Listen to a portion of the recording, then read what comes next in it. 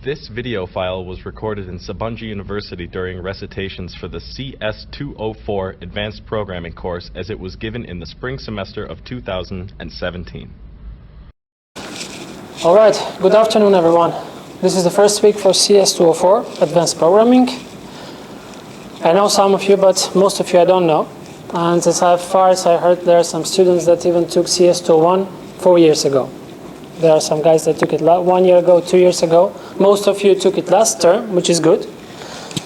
But that's why we are going to do some recap and brief review, especially of the last topics of last weeks of CS201, Intro to Computing. Namely, we're going to cover today vectors, matrices, and some input-output stuff. Okay?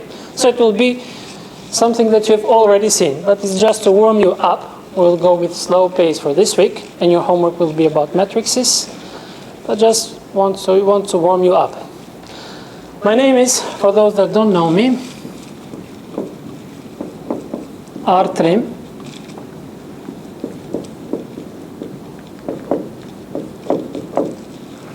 My office is in Fens, 2014.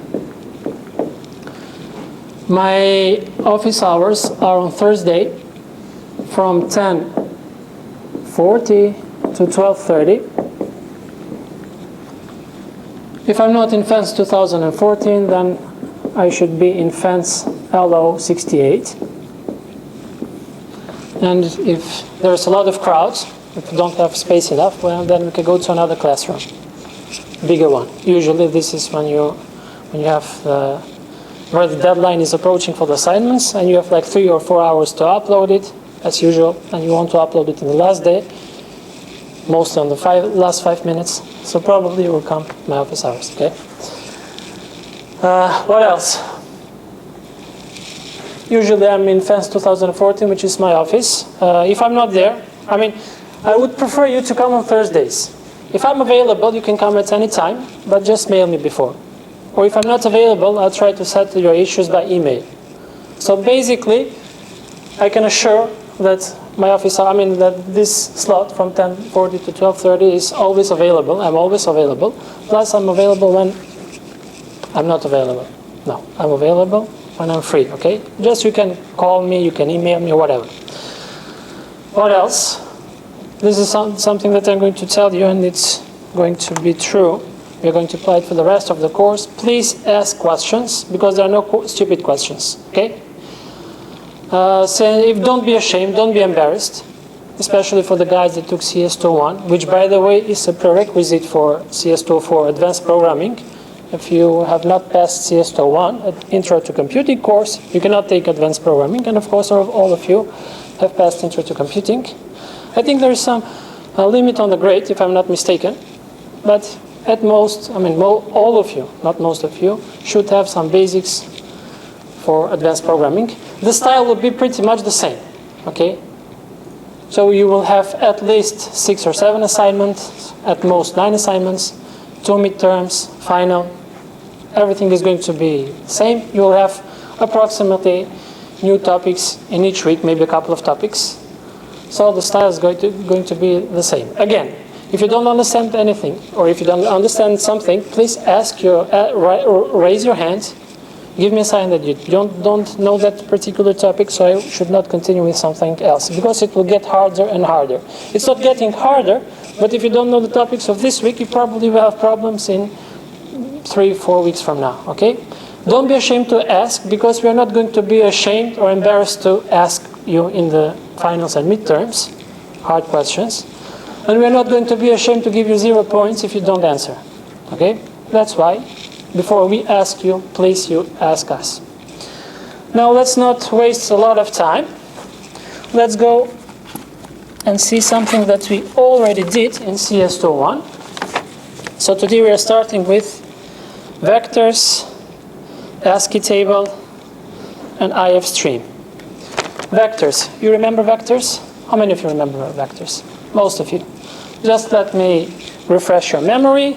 In order, let's say we want to keep grades for a certain student, and they are flawed, meaning they can be 3.2, 3.7, 4.0, 2.0, and so on. In order to do something like this, the grade for CS201 the grade for CS204, the grade for Math 101, and so on, and declare 40 variables up until your graduation. We want to put all of this in this fashion, in a vector. Okay? This vector is of float numbers, and I might say, okay, the first slot is for CS201, and I always start counting from 0. Then the second slot with index 1 is about CS204. Then the third slot with index 2 is about Math 101, and so on. All of those, and I can put the grades here. Let's say for CS201 you have 3.2. For CS204 you have 3.7, then 4.0, then let's say 2.7, and so on. Now, but they are all of the same type. I cannot say this is a character, this is a string, this is integer, this is double, this is float, they're all of the same type. So this is a vector. How I define a vector? This is, by the way, we covered both the dynamic and built-in vectors, dynamic arrays and built-in vectors. Dynamic, meaning that dynamically, by time, it expands. Its size gets larger and larger, increases. So how this is the syntax, how I declare a float variable. And how do I declare a variable, which is vector, and all of its elements are of type, let's say, integer. This is how I do it. And the name comes. Let's say, counts. I might put the size of the vector, which is 26, let's say. We will see it in a while why. So with this comment, I've declared a vector of type integer. It has 26 elements, starting from 0 to 25. The vector, this variable here is actually this type here, actually, the vector type, is a class. That means that we have some properties assigned to it, and I'm going to write some of the most important properties of the vector class, namely the constructor. Oh, let's skip it. Size. Whenever I say counts on size, I'm going to return the size of the vector. If I have 26 elements, it will be 26. But remember, we start counting from 0 up until 25, okay? So it will be the highest index is the size minus 1. What do we have else? Push back. With this command, we push an element at the end of the vector. Okay, we cannot push it in a random place. We can do it, but we have to shift other elements, to free a slot for the element and put it there. Okay, push back. What do we have else? Operator, brackets. If I say, for instance, counts 1. What's the value of counts 1? Come on. 3.7. Okay. So this is called operator brackets, and I have an I here, an index. It can be from 0 to the size. If I say count size,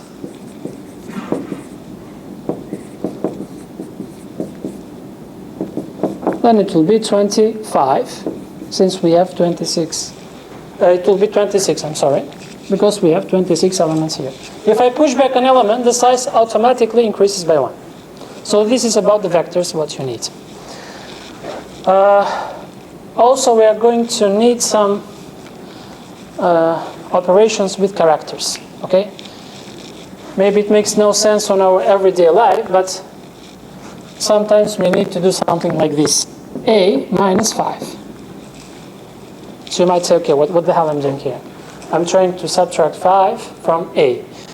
Well, this A is a character, and the compiler by default, when I have operations with integers, it's converting this A to an integer value, which is, how do I know what's that value? Can you tell me? Yes or no? Why? 96, but why? Because of this guy here, of this table here. This is the Ascii table, okay? We have 127 characters, and each character is assigned a unique integer number. The most important ones for us are the numbers from 0 to 9. 0 is 47, 1 is 48, and so on. Then our letters, uppercase letters from A to Z, with A being 65, B being 66, and so on. Smaller case A is 97, we go up to 122, okay? So this is ASCII. Now when I want to do this operation here, automatically the compiler is converting this A to what? To 97 minus 5. Okay? This is how it works. I mean, this is clear from the CS201, but just we are repeating it. If I say something like this, character, let's say this is a character, minus A, then what I'm doing here? What do you think? I'm doing character minus 97. If the character, let's say the character is B minus 97, what is this value then? Uppercase, no, lowercase b, b minus 97. What I'm going to get? 1, because b is 98. If I say C minus 97, I'm going to get 2. If I say C minus A, what I'm going to get? 2 again, because the ASCII value of A is 97. Okay, so you should remember this stuff. What else? IF stream, input output. Do you like input output stuff? Yes or no? No. Why do you take CS204 then? We're not forcing to do. So, class IF stream. We have a file. It's usually .txt, a notepad file, but it can be any file. It can be Excel, Word, whatever. But usually, for the scope of Intro to Computing and Advanced Programming, TXT files are okay for us. So, what do we have in the IF stream class? Well, we have the constructor. So when we want to open a certain file, let's say input.txt, we can use the constructor and give the name of the file that we want to open. It's a string. We can use the constructor with empty parameters. In that case, we can try this one, open. We have the string parameter here. It's the name of the file.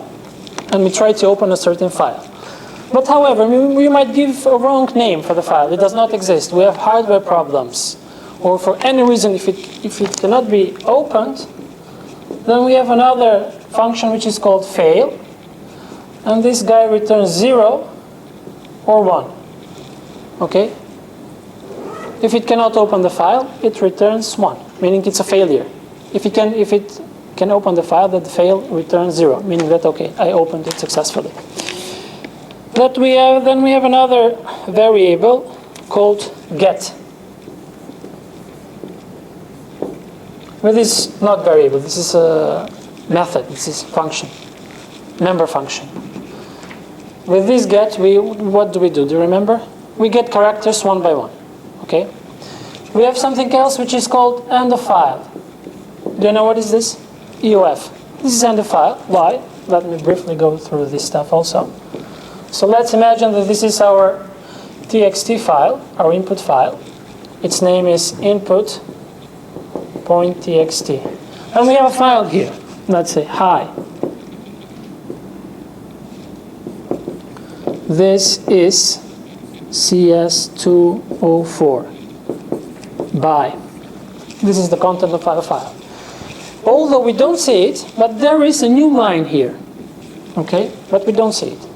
But we see the results of it being there because we go to a new line. Although we might have plenty of space in this line, but because of this new line, we go to a new line. We have a new line here also. But what do you think? What do we have here? We have a special character which is called end of file, not a new line, okay? We don't see it, but it's there. And this member function EOF, end of file, returns true, returns 1, if we have reached the end of file character, which is a special character, or it's 0 if we didn't reach it. I think it was something like that, or vice versa. What else do we have here? I think this should be enough for our first example. Now, if you remember from CS201, we are going to have an input file, and we are going to count the frequency of the letters of the English alphabet and see how frequently they occur. Please, if you have not downloaded the files from the professor's website, please do so. Albert Levy, CS204, week 1, labs, it should be something like that. But we don't have time for that now. Now let's start a new project. I'm doing this for the newcomers, I mean for those that had a pause. This is how you start a new project. If you did it like 2 or 3 years ago, let me remind you. You might change the name. So I might put here CS204, week 1.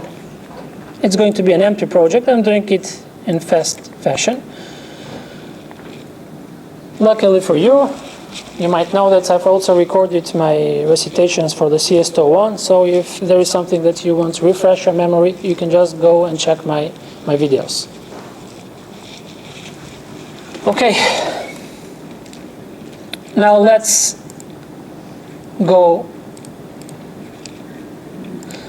here. You just right-click at the solution, at the project here, at the solution, open file in File Explorer, and you're going to open the solution folder. Now, this should remain like this. Go to your labs you have just downloaded, extract it using this stuff because some of the students didn't use it. So 7-zip, extract here. And you'll get this folder. Now let's go with the first example, letters. Just copy-paste everything from this guy, Control-A, copy it, and paste it to the solution folder we have just opened. Okay? Now let me show you the input file. This is random text. From this input file we are going to extract all of the letters. We don't care whether it's a lowercase or uppercase, okay? So capital A, lowercase a are the same for us. And we want to find the frequency of the occurrence of the letters in the English alphabet. Just add the letters.cpp file. It's here. I'm going to run it and then explain it. Let's see what's the output of that. But remember, the input file is input.txt. So I'm running it. We are going to see the output, and then I'm going to explain the code line by line. Let me adjust the font here. This should be okay. So I'm giving the file name, it's input.txt, and this is my output. So I found in this file the occurrence of letter A, the frequency, the count and the frequency of letter A, B of all letters from the English alphabet, and I printed them accordingly in this fashion. Okay, so this is what we are trying to do.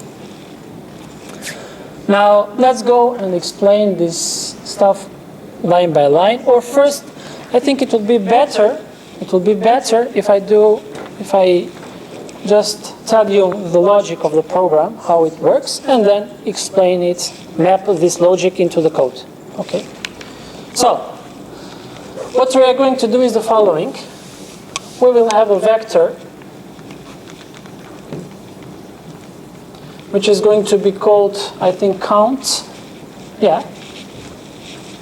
So this is our vector. It's going to be called counts. And it has 26 elements. All of them are integer. In this vector, we will set this vector initially to be 0. All of the elements, 26 elements, so this is 25. Everything is 0. At index A, I'm going to keep the occurrences of the character A. At index 1, I'll keep the currencies of character B. At index 2, the third one, C, and so on. So here is which one? Z. Initially, everything is 0. Now, I'm going to take the characters one by one using get, the get function. And I'm going to check one, whether it is a character or not. Because as you can see, we might have commas, punctuation signs, semicolon, or whatever. Those are not letters. And I want to deal only with letters. So I'm taking W using the get function. I open the file, of course, using the ifstream, check whether it's a failure or not. If it's not a failure, I'm trying to get characters one by one. So I take W and see whether it's a character or not. If it's a character, I'm converting it to lowercase because I don't care whether the W is uppercase or lowercase. I just want to count W's. And then put the W to its corresponding index. Okay? But remember, I start from 0 up to 25. And the way that I'm going to do is the following. Character minus I. So the index of Z is going to be, let me write it here. If the name of the vector is counts, then the index of Z is going to be this one. Can you tell me why? So Z, what's the ASCII value of Z? Let me check it. Z has a value of 122. 122, so this is about Z. And not about Z, about all characters, but let's say I've taken W, or Z. So 122 for Z minus 97, how much is that? 25, so I'll put it here. If the character is C, then C minus 97, or C minus A, it's going to be 2, okay? So this is how I access the element, the corresponding slot of the element in the vector, okay? Now, trivially, very easy, I'm going to take all the characters, then when I'm going to take a comma or semicolon, let's say I'm going to take this empty space, I'll check, is it a character? No, it's not. I'm not going to process it. I'm taking this one, it's not. Then I'm taking A, is it a character? Yes. Convert it to lowercase, increment this count. In the end, what should I have is the following.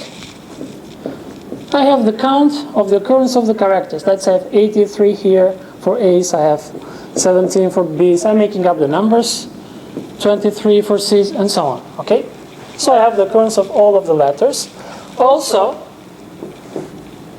whenever I see character, I'm going to increment this total guy. Initially it's 0.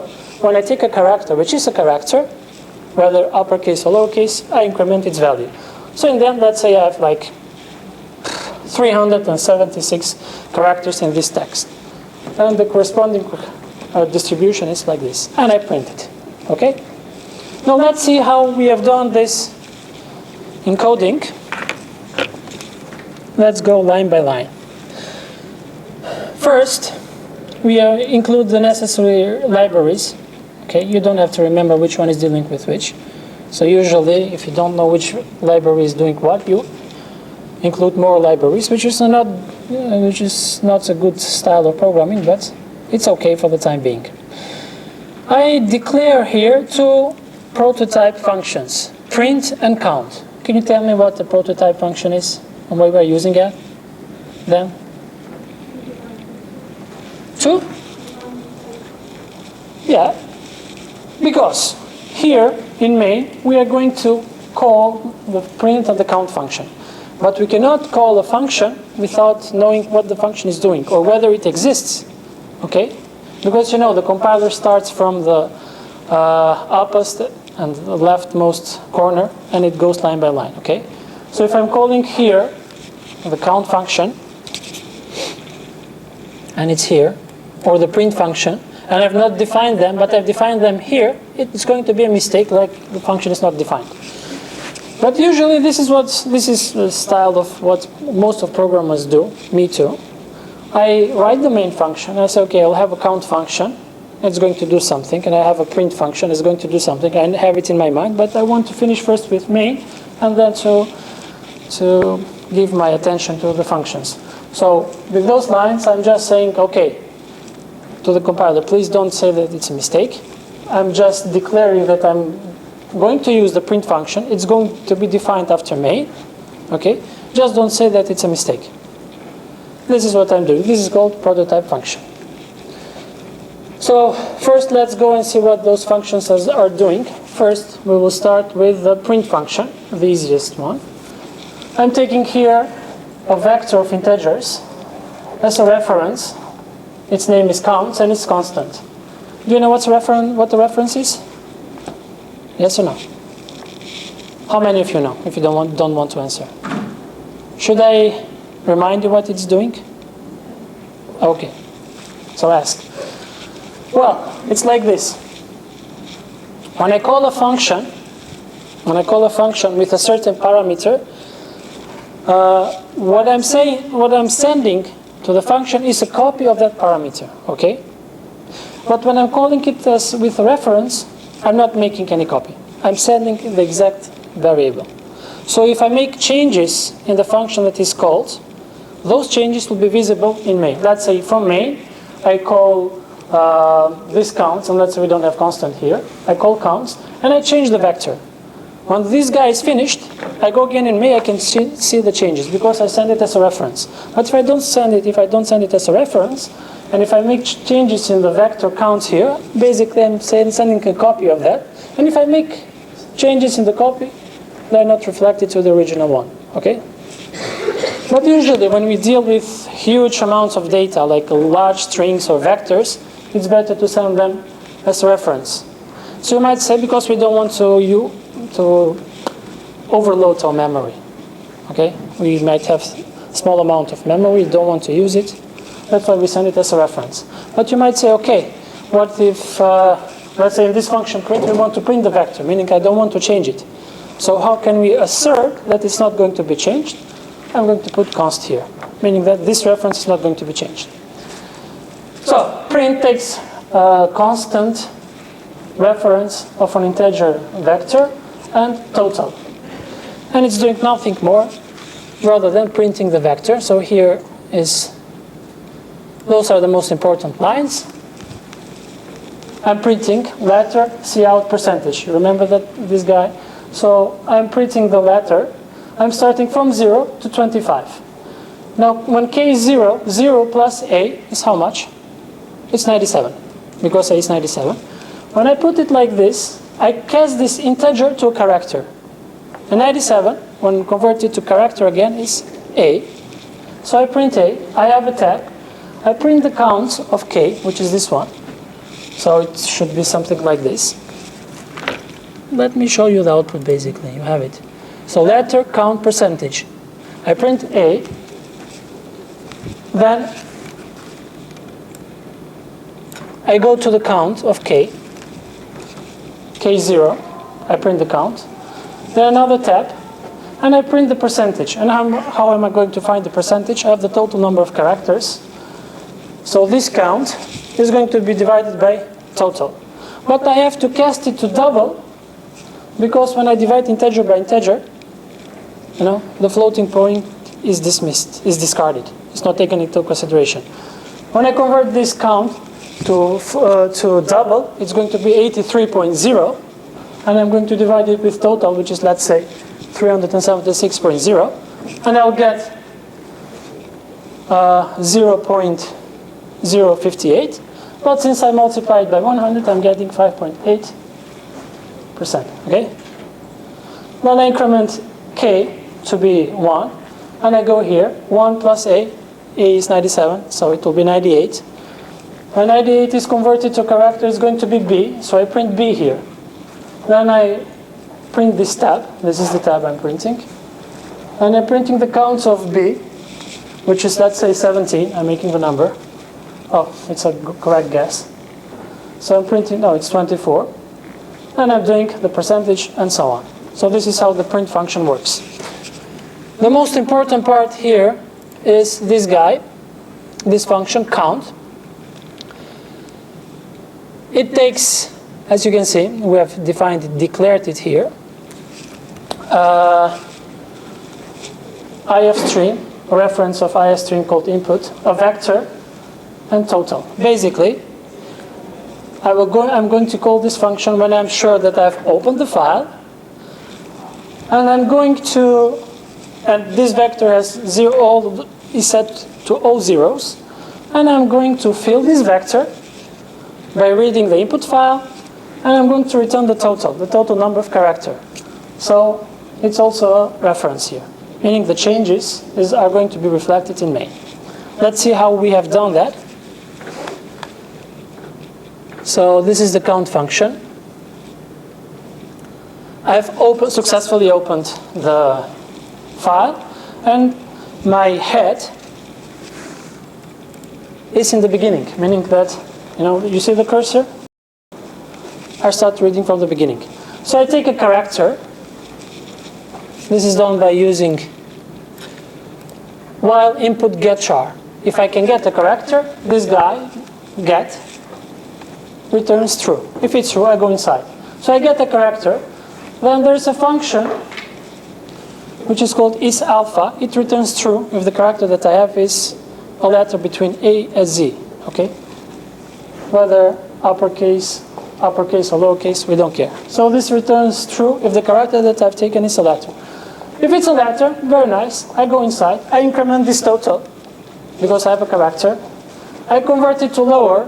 Everything you might convert it to upper. It's your business, because I don't care about whether it's upper or lower. And then I increment the corresponding letter by 1. Okay, which is done with this command: character minus a plus plus. Remember this guy here, character minus a, and this guy here. So again, I take a character. I do this up until I go to the end. If it's alphanumeric, I do this stuff until the end. The total is a reference, that's why I'm going to see the changes in main. Count is also reference, that's why I'm going to see the changes in main. So this is about the count function. Now let's go to main, where we do something trivial, something that you would expect. Namely, we define an integer called total letters, the file name. We prompt the user for the file name, you give the name of the file. Then you try to open it with this function here. You can either do it like this, if stream input, then input open the file name, or you can do it directly like this. Okay? You check whether there is a problem. If there is a failure, then you're going to say, I cannot open the file, and you finish. If you can open it successfully, then very nice. You're going to define a new vector, declare a new vector, which is called char count. Then you're going to fill this vector, char count, by calling the count function. Total letters, it's known here as total. But this is total letter. Basically, it's the same variable with two different names. Okay?